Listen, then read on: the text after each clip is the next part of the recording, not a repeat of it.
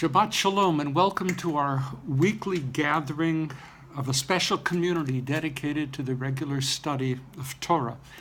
My name is Stanley Davids, and I'm delighted to be part of this unique community with you. You can follow us either on Facebook or on YouTube, and please remember to share.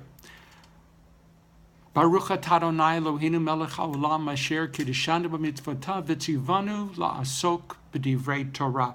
Passover is over. Wonderful. It's great. The daily counting of the Omer continues, and by calendar and by text, we are on a direct pathway from the crossing of the Reed Sea to the time when we all stood together at the foot of Mount Sinai to receive Torah, an event that will be commemorated during the festival of Shavuot some 7 weeks from now. Now, our previous Torah portion focused upon the formal ordination of Aaron, Moses' brother, as the very first Kohen Gadol, the high priest of the Israelite people. Aaron's 4 sons were at the very same time being consecrated to become the Kohanim, the priests, high priest, priest, and the rest of the tribe of Levi, the tribe of Moses and Aaron, Miriam, their sister. The rest of the tribe of Levi would become the Levites, the Leviim, with no attempt, honestly, to discover a connection to our own day. It does seem as if the formal worship leadership of the Israelite people was becoming a family business.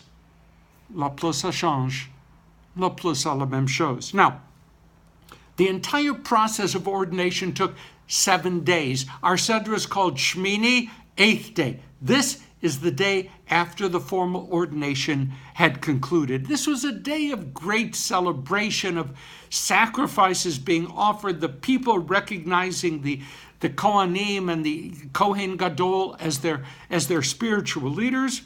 By the way, the rabbis figured out that this 8th day was actually the first day of Nisan. At least some of the rabbis believe that. And the first day of Nisan was the first day of the new year. Now, you may think it's Rosh Hashanah, but in the Torah, at the very beginning, in the Torah, the first day of Nisan was actually the beginning of the new year, 6 months before the first day of Tishrei, which we now celebrate as the beginning of the new year. But that, my friends, is another story for another time. So here we are, the 8th day. And it was a day fraught with conflict. The rabbis teach us that poor Moses, he had just assumed that he would be the one ordained to be Kohen Gadol. He assumed that he was going to embody in his own person the legislative, military, political, judicial, religious leadership of the Israelite people. But this was not to be. Moses had lost out because of what had occurred at the burning bush. At least this is what the rabbis say. God had asked Moses to take on leadership. Moses demurred, said, no, I can't. I'm not equal. I can't do this. God worked it out, but God never forgot. It would seem that in the biblical narrative, misdeeds may be forgotten for a while, but not permanently. To put it simply, Moses on the 8th day was not a happy camper. Okay, and now there was another terrible, terrifying event. 2 of Aaron's sons, Nadav and Avihu, bring forward an incense offering. Cool. I mean, that's what people do. That's what priests do. But instead of that offering being accepted by God, the text said that they were offering up an esh zara asher lo tziva otam, a strange fire which God had not commanded. And the result? A fire comes out from God, from the eternal, and consumes Nadav and Avihu. And some of the texts even say that the fire burned them from inside out. It was terrible. It was a catastrophe. What's going on here? The rabbis scrambled for explanations. What did Nadav and Avihu do that was deserving of such a terrible punishment, especially on that 8th day? So they come up with reasons, excuses, reasons, explanations. They were drunk. They were drunk. They had lost control of themselves, and they do this. We won't go into the detail because very shortly after this passage, it says you're not supposed to come drunk before God, and therefore the assumption is that they were drunk. No, they weren't drunk at all. Other rabbis say they were displaying arrogance. They were displaying arrogance toward their father and toward their uncle, Aaron, Moses. They were acting as if they were their equals, and this could not be tolerated. No. They were doing the right thing, but they were not doing it at the right time. They were not doing it at the time that God had commanded. Therefore, they were to be punished. They were acting irresponsibly. Our text offers its own explanation, which, as most of these explanations go, just opens up more problems. The text says, Bikrovai ekadesh. God says through Moses, I will be sanctified by those nearest to me. Now that, my friends, is a warning sign. I often tell my students that getting too close to God is a very dangerous thing. Do you remember the Greek myth of Icarus? Icarus's father, Daedalus, had fashioned wings for his son made out of wax and feathers. And he told Icarus, don't fly too close to the sun. Don't fly too close to the sea. Live in moderation. Take wing, my son. But don't fly too high. Don't fly too low.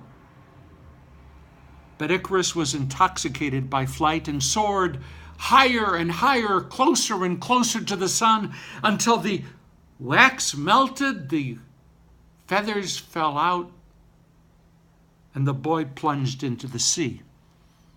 The mythologies of many peoples tell such cautionary tales.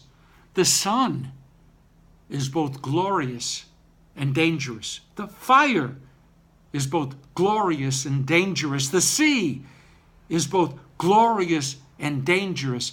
God is both glorious and dangerous. When we are flying high, it is easy to forget who we are and what our legitimate limitations must be.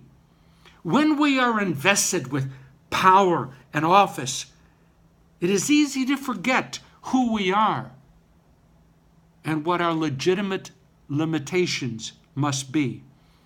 When we are favored because of our attractiveness, because of our character, because of our wit, intelligence, because of our strength of mind or of body, it is easy to forget who we are and what our legitimate limitations ought to be.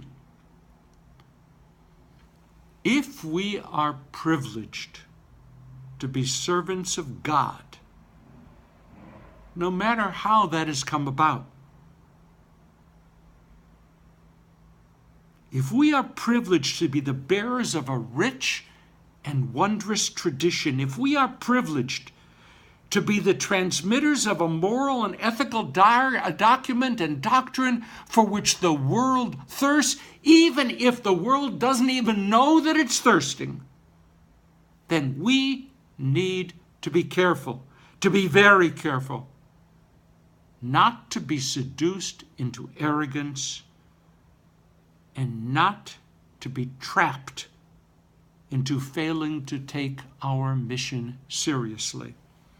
We Jews are bearers of a sacred tradition that literally has transformed the global community. The demands of the prophets, the exhortations that flow out of Mount Sinai, the examples of spiritual vitality that infuse so much of our literature, those teachings are sacred, and we abuse them, and we ignore them, and we pervert them, not only at our peril, but at the peril of our entire people. Nadav and Avihu took flight when their period of ordination was over. They soared heavenward, offering what they themselves decided was the best possible gift for God. They forgot who they were. They forgot the cause that they served. They forgot that they were not to draw too close to the infinite power, and they were consumed. May we always take our obligations as Jews seriously and with humility. May we never forget that we study and teach and live Torah not to elevate our own souls, but to help our world rise up from its challenges. Ours is a sacred task, a mission of universal redemption. Let's soar. But may we never fly too close to the sun. Shabbat Shalom. Please join us next Friday. And remember to share. Bye-bye.